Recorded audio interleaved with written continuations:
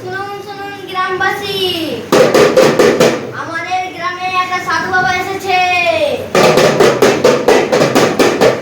এই সাধু বাবা সবার হাত থেকে ভবিষ্যৎ বলে। শুনুন শুনুন গ্রামবাসী,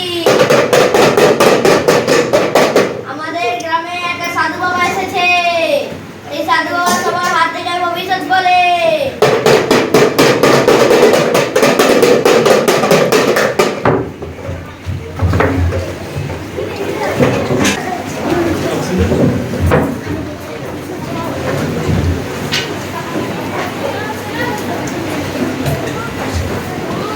বাবা, সাধু বাবা, আমার হাতটা দেখে বলুন তো আমি আর কতদিন বাঁচবো? ওই দেখি, আপনি তো এখনো অনেক দিন বাঁচবেন।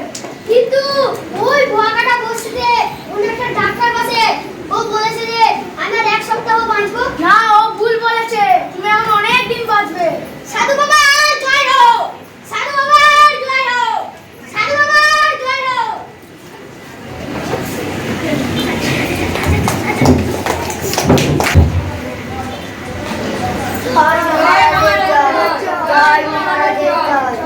বসো।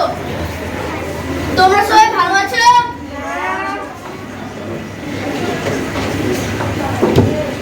রাজামশাই, রাজামশাই, আমাদের গ্রামে একটা সাধু বাবা এসেছে। ভণ্ড সাধু সে। কি? এটা ভণ্ড সাধু বাবা? সেনাপতি? হ্যাঁ মহারাজ। তাকে এক্ষুনি রাজপ্রাসাদে ডাক করাও। জি মহারাজ।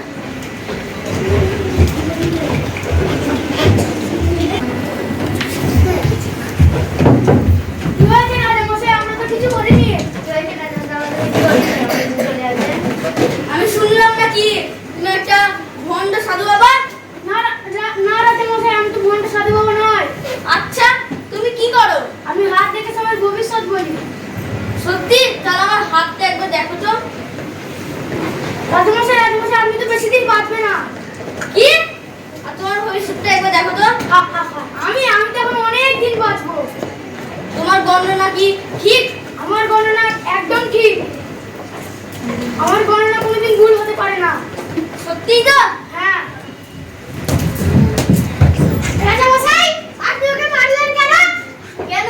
ও তো খুব বলছিল যে ও অনেক দিন বাঁচবে। কই, ও তো এখনই মরে গেল।